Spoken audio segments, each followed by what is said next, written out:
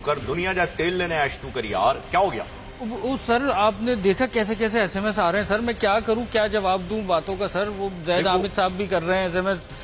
जवाब देने के लिए तुम्हें मर्द बनना पड़ेगा। बी अ मैन, एकदम स्ट्रांग विल के साथ तुम आगे बढ़ो और बिल्कुल अपने आप को ऐसे रखो कि जवाब देने के लिए एकदम तैयार, जैसे एग्जाम के अंदर जाया करते थे ना, बिल्कुल प्रिपेयर होके एकदम कि जी आज जो भी सवाल होगा मैंने उसके जवाब में अपना फोन बंद कर देना है मेरी तरह।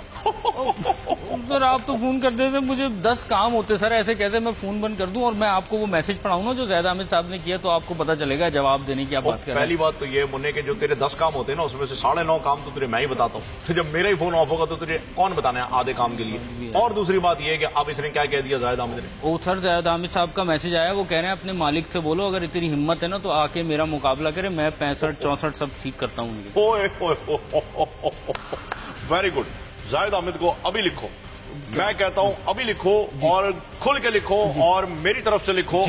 बल्कि काम कर इग्नोर मार यार, इग्नोर मार। और जब आप किसी का व्हाट्सएप मैसेज, ये मैं तुझे साइकी बता रहा हूँ, ह्यूमन साइकी, जब आप किसी के व्हाट्सएप मैसेज को पढ़ते हैं उसके ऊपर 2 नीले वाले टिक आ जाते हैं और आप उसके रिप्लाई नहीं करते तो सामने वाले की नीले देख के टिक लाल हो जाती है।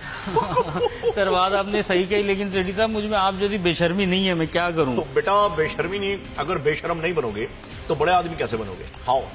तो सर आप ऐसी बातें करते क्यों कि फिर बाद में आपको मुंह छुपाना पड़ता है? बेटा पहली बात तो ये कि मैंने ऐसा कुछ कहा ही नहीं है। I have never said like this.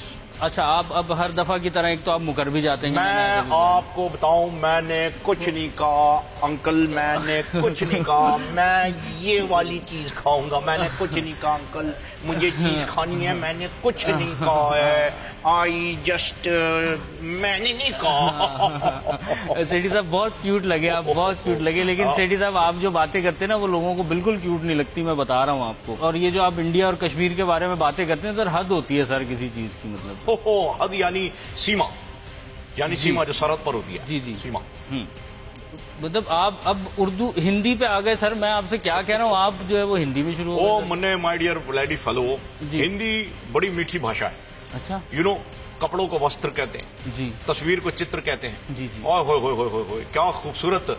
और तुझे पता है लिंग का क्या मतलब होता है? जी क्या बताऊंगा तुझे। सेठी साहब मैं आपसे सवाल पर पूछ रहा हूँ और आप जो है ना ये हिंदी की माला जप रहे हैं सर बैठ। माला? ओए होए होए होए, क्या बात है यार, माला जप रहे हैं, क्या बात कर दी, पूरा गंगा स्नान कर दिया तूने तो यार। ओए होए होए। अच्छा सर, अगर आपकी इजाजत हो तो अब थोड़ी सी सीरियस बात कर लेते हैं। मैं वो वीडियो दिखा दूं जिस वीडियो पे ये जैद आमिद साहब इतना ज्यादा गुस्सा हो रहे हैं। तुझे जो वीडियो दिखानी है मुझे दिखा दे, मैंने एट दी एंड यही कहना है कि मैंने कुछ नहीं कहा और ये मैं नहीं हूँ। वो मुझे पता है ना सेठी साहब, लगाएं यार वो वीडियो लगा दें जो बताई थी मैंने। हाँ लगाई, लगाओ भाई लगाओ। एक तो इन्होंने हिंदुस्तान के साथ जंग करने की तैयारी शुरू कर ली। इनका ख्याल था कि हम अब जंग करके कश्मीर लेंगे और 1965 का वॉर जो है उस तैयारी की कॉन्सिक्वेंस नंबर 1। नंबर 2, इन्होंने कहा कि अब ये जंग भी करनी है और एंटी इंडिया सेंटिमेंट भी करना है और सिक्योरिटी स्टेट भी बनानी है, तो अगर हथियार नहीं होंगे, मईशत नहीं चलेगी तो कैसे बनाएंगे? चलिए वॉशिंगटन चलते हैं, फ्रेंड्स नॉट मास्टर्स लिखते हैं। एग्जैक्टली। अयूब खान साहब ने किताब लिखी कि हम अमेरिका की दोस्ती करना चाहते हैं। अमेरिका चक्कर लगाना शुरू कर दी और अमेरिका से हथियार लेने शुरू कर दिए और पैसे लेने शुरू कर दिए। यहां तक कि आपकी प्लानिंग कमीशन जो थी यहाँ की इस्लामाबाद में, वो हार्वर्ड से लोग आते थे हमें बताने के लिए कि मईशत कैसे चलानी है। आप मेरी बात समझ रहे हैं? तो एक अमेरिका के साथ अलायंस पक्का किया, एक मईशत को स्ट्रांग किया विद अमेरिकन मनी, आर्मी को स्ट्रांग किया विद अमेरिकन वेपन्स, और एंटी इंडिया सेंटिमेंट को और स्ट्रांग किया by saying we are national security state, Kashmir लेके रहे ताकि फौज की अयूब खान की जस्टिफिकेशन और फौज की जस्टिफिकेशन बनी रह जाए। और फिर 1965 में हिंदुस्तान के साथ वॉर खुद छेड़ी, अपने बंदे कश्मीर में भेज दिए। कश्मीरियों ने कहा ये कौन आ गए हैं, घुसपैठिए आ गए हैं। उन्होंने हिंदुस्तान को बता दिया कि पाकिस्तान के फौज के लोग आए हुए यहाँ, और हिंदुस्तान ने धमकी दी कि आप अगर नहीं ये करेंगे, रोकेंगे तो हम हमला कर देंगे। इंडिया ने अटैक कर दी, जंग पूरी फुल फ्लैश शुरू हो गई और फिर वो जंग हम हार गए। देखिए सेठी साहब, ये आप क्या क्या कह देते हैं सर, खुद तो आप चले जाएंगे वियतनाम में जाके बैठ जाएंगे सर, यहाँ सबको मुझे भुगतना पड़ता है सर। देख मुन्ने, तू अपना जितना भी आर रोना रो ले, मैं तुझे यही बताऊंगा कि मैं तुझे वियतनाम नहीं लेके जाऊंगा। पहली बात ठीक है, हाँ तू थाईलैंड चला जा, वहां पर तेरा इलाज भी बड़े आराम से हो जाएगा, ऑपरेशन भी बड़ा सस्ता है तेरा, और तू बिल्कुल फिर उनमें घुल मिल जाएगा। और पता है क्या, लोगों को पता भी नहीं चलता कि कौन सी लड़की है और कौन तू। सेठी साहब नहीं कह रहे ऐसी बातें, लेकिन मुझे एक बात की खुशी है कि कम से कम आप ये थाईलैंड तक तो मुझे लेके गए, वरना ये आप स्कर्दू तक लेके जाते थे। लेकिन सर फिर भी ये जो आपने बात की है ना सर, इसका जवाब देना पड़ेगा। मैं तुझे बताता हूँ, सिंपल तरीका ये है कि तू कह दे सेठी साहब को किसी ने बताया था, उन्होंने क्या दिया, सोर्स है, सोर्स कर दे। वो सर ऐसे कैसे किसी ने बता दिया, और ये पता नहीं कौन सी हिस्ट्री की किताबें जो आप पढ़ते हैं सर कसम से। ओ मेरे डियर दोस्त मुन्ने, सेठी इतिहास नहीं पढ़ता, सेठी खुद एक इतिहास है, मतलब तारीख, मतलब हिस्ट्री, इतिहास कहते हैं ना हिंदी के अंदर। हिंदी में बात की अगर यार मेरे साथ, इट फील्स गुड।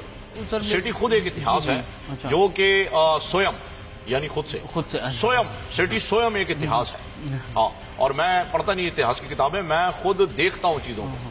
अच्छा, वो मैं समझा स्वयं आप वो बात कर रहे हैं, मुझे एक दिन भास होता है स्वयं। मुन्ने वो तेरा हो जाएगा अगर तुमने बकवास बंद नहीं की तो, परसों हो जाएगा तेरा।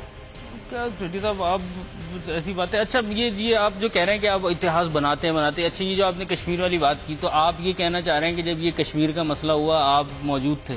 Oh yes of course. वो अच्छा, कहाँ थे आप उस वक्त? मैं उन दिनों बॉम्बे टॉकीज के अंदर जो है वो जॉब करता था, और वहाँ सब यही बातें करते थे। कौन सा?